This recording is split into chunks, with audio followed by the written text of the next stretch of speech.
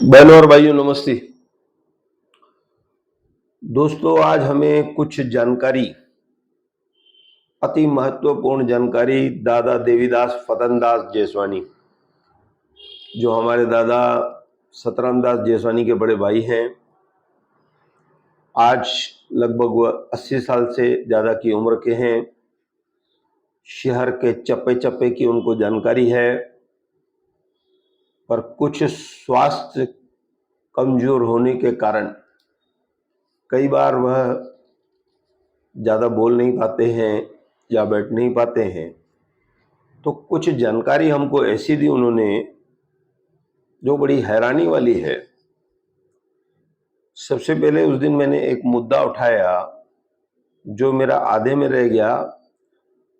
इसमें मेरा प्रश्न ये था कि हमारी महानगर पालिका के पास कितने माले तक आग बुझाने की दमकल गाड़ी है, अग्निशमन दल, फायर ब्रिगेड। कभी इस पर विचार हुआ है?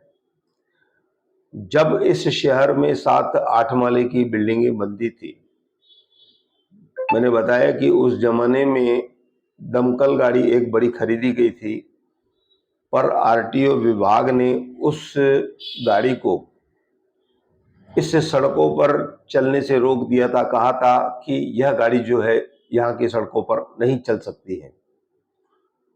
तो ये प्रश्न तब का है। अब यहाँ पर मैं एक दो बात और बताता हूँ।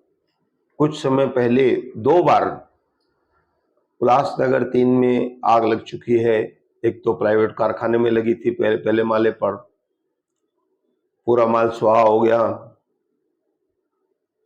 दोस्तों, एक बार ऐसी घटना घटी थी कि शुक्रवार का दिन था, कहीं पर आग लगी। अब जैसे कि शुक्रवार के दिन पानी बंद रहता है, अब उस बंद पानी के कारण उस दुकान मालिक को तबाह कर दिया, क्योंकि कहीं से पानी नहीं मिला और दुकान जल गई। दमकल विभाग के पास पानी नहीं था, जितना भरा था वो चलाया उन्होंने। आज दादा देवीदास की जो जानकारी है वो अति महत्वपूर्ण है। दोस्तों, 1947 में हम भारत आए।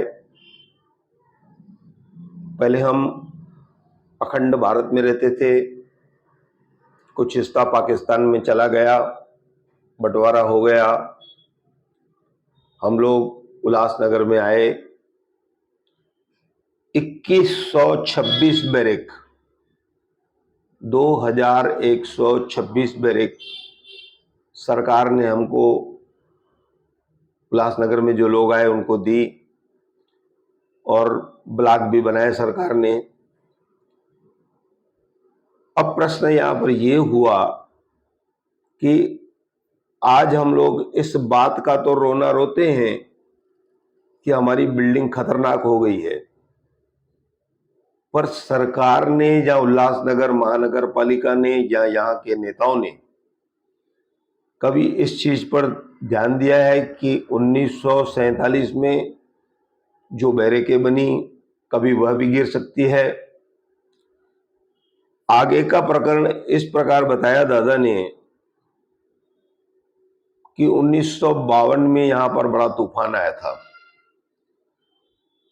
उस तूफान में जैसे कि पहले पहले सरकार ने जो हमारे बैरक के मकान बना कर दिए, उस पर मट्टी के छपरे भी बोलेंगे, कवल भी बोलेंगे अपन, तो वह लगा कर दिए थे। लकड़ियों पर उसको लगाया गया था, और दादा का कहना था कि यह लकड़ी सड़े नहीं, इसके लिए उस लकड़ी पर डांबर लगाया था ताकि कीड़ा न पकड़े उसको।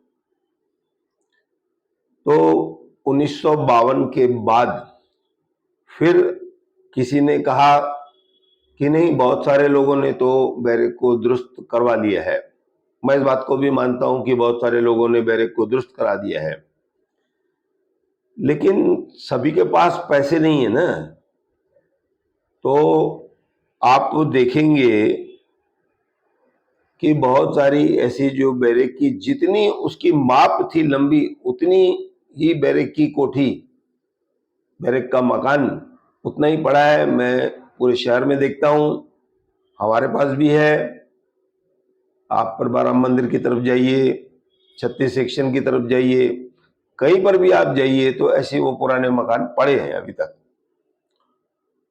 तो आखिर ये जो लीगल तौर पर जो सरकारी मकान हैं, जो हमारे पास है, लोगों के पास है, गरीबों के पास है, तो कभी उस चीज पर सरकार का या यहाँ के नेताओं का या उल्लासनगर महानगर पालिका का ध्यान क्यों नहीं गया है कि ये जो बैरेकें हैं ये सच में कभी खतरनाक हो सकती हैं, और अगर ये गिरी तो काफी नुकसान होगा। अभी कुछ दिन पहले की बात है, कुछ 2-3 महीने हुए, उल्लासनगर 5 के सेक्शन 38 में जो कंवरराम मैदान है, संत कंवरराम साहब मैदान है, उसके सामने 2-3 परिवार हैं, काफी गरीब हैं। अब उनकी बैरेक के मकान में आग लग जाती है। उनका पूरा मकान सुहा हो गया था और वह लोग बाहर बैठे थे, मैंने देखा था। मैंने उस समय भी कहा था कि ऐसे लोगों को तहसीलदार की तरफ से तत्काल प्रभाव से सहायता मिलनी चाहिए, पर हमारे शहर में ऐसा सब भी नहीं है। हालांकि इस शहर में नेताओं की, समाज सेवकों की कमी नहीं है, पर सवाल है कि ये नेता और ये जो समाज सेवक हैं या दूसरे कई बहुत सारे लोग राहत कार्य चलाते हैं, वह लोग उस समय कहाँ जाते हैं, ये बात मुझे आज तक समझ नहीं आई। मेरा जो आज का मुद्दा था वो मैंने आपको बताया कि भविष्य में अगर ये जो बैरेक्स हैं अगर वह भी गिरना शुरू हो गई तो इस शहर की हालत क्या होगी। इस बात पर महानगर पालिका को, शासन को, प्रशासन को ध्यान देना चाहिए। ऐसा कहकर मैं धन्यवाद कहता हूँ।